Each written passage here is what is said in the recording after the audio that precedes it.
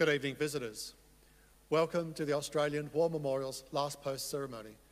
My name is Craig Burrell, and joining us today from the Royal Australian Navy is able seaman Philip Armstrong.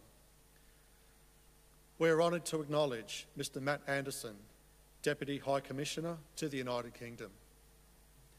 We welcome the veterans who have served, those that are still serving, and the families that support them.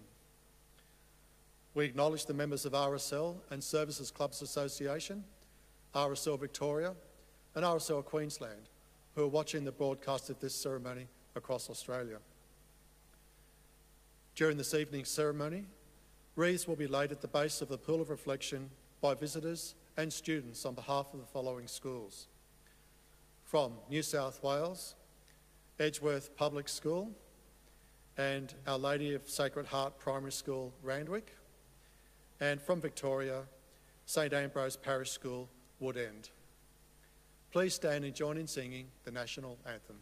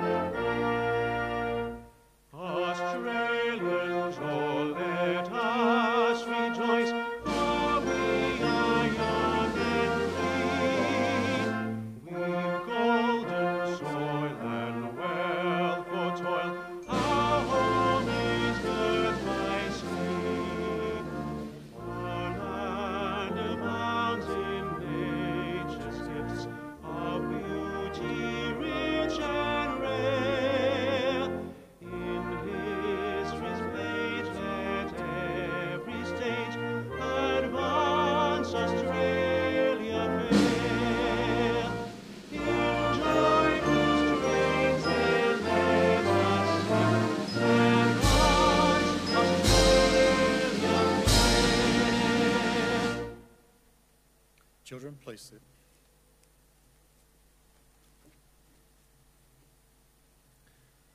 The Australian War Memorial was the vision of Charles Bean, Australia's First World War official historian. Bean landed with the Australian troops on Gallipoli and stayed with them at the front through to the end of the war. The idea of this national memorial and museum came to him at Pozières, France, in the depths of the bloody fighting of 1916. Bean's idea was that this would be a place where families and friends could mourn their loved ones buried in faraway places. It would also be a place that could help all Australians understand what these men and women had endured and what they had done for us. Bean's vision, to which we remain true, is best expressed as inscribed in the entrance to the memorial's galleries. Here is their spirit, in the hearts of the land they loved, and here we guard the record which they themselves made.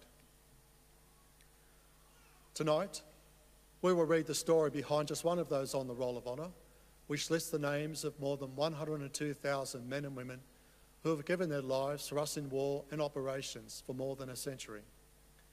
But first, we present a lament, Flowers of the Forest. Wreaths or floral tributes will now be laid at the base of the Pool of Reflection.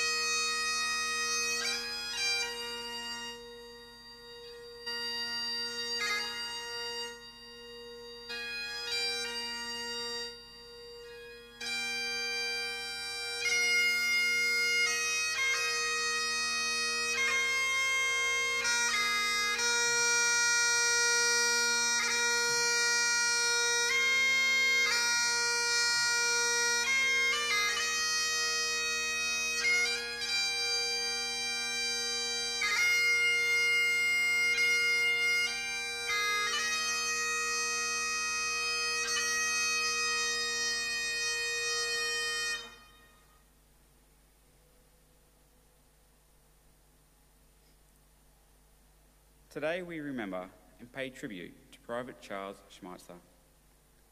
Charles Schmitzer was born in 1894 in Taree, New South Wales, the son of Joseph and Elizabeth Schmitzer.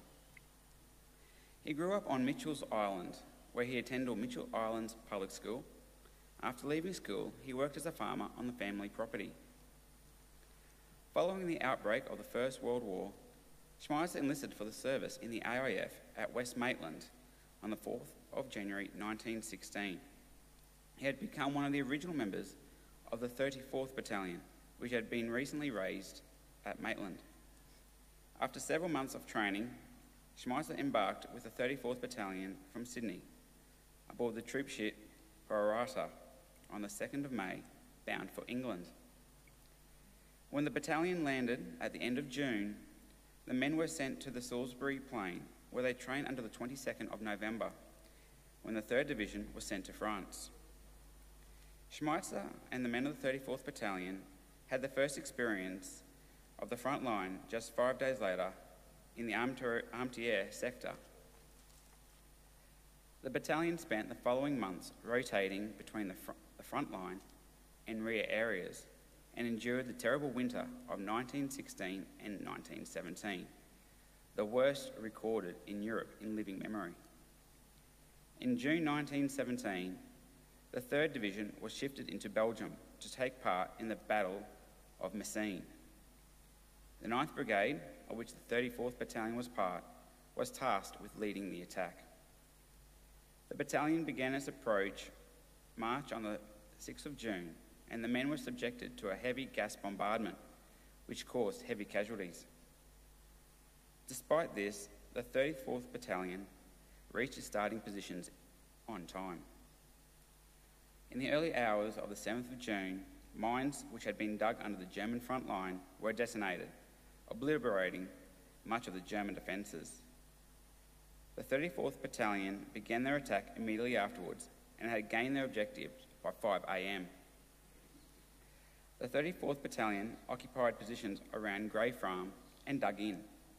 The following day, the battalion was subjected to German artillery and the Australians' own supporting heavy guns firing short, which did much damage to the front lines. The manner of Schmitzer's death is not recorded, but it is during that day, the 8th of June, that he was killed. His records contain no account of his burial, and today his name is commemorated on the Menin Gate Memorial in Ypres, which contains the names of 55,000 of the missing. Charles Schmitzer's name is listed on the honour roll on my right, among almost 62,000 Australians who died while serving in the First World War. His portrait is displayed today beside the pool of reflection. This is but one of many stories of service and sacrifice told here at the Australian War Memorial. We now remember Private Charles Schmitzer, who gave his life for us, for our freedoms, and in the hope of a better world. Please stand for the ode and the sounding of the last post.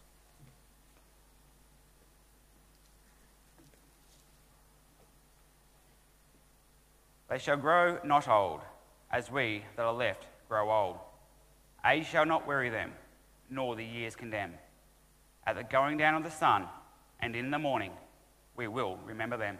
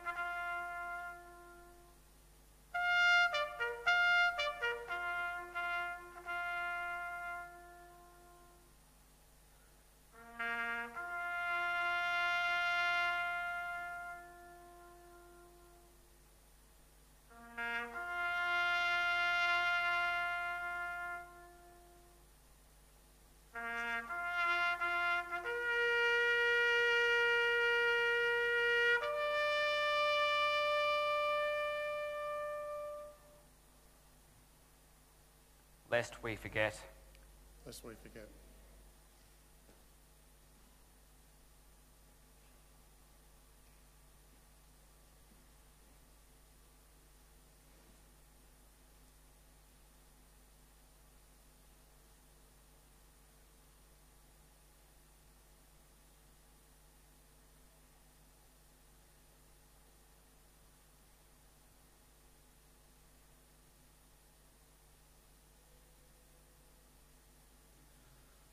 We leave you this evening with the words of the memorial's founder, Charles Bean. Many man lying out there at Poziere or in the low scrub at Gallipoli with his poor, tired senses barely working through the fever of his brain, has thought in his last moments, well, it's over. But in Australia, they will be proud of this. Ladies and gentlemen, girls and boys, that concludes the last post ceremony. Thank you for visiting the Australian War Memorial, and we wish you all a very good evening.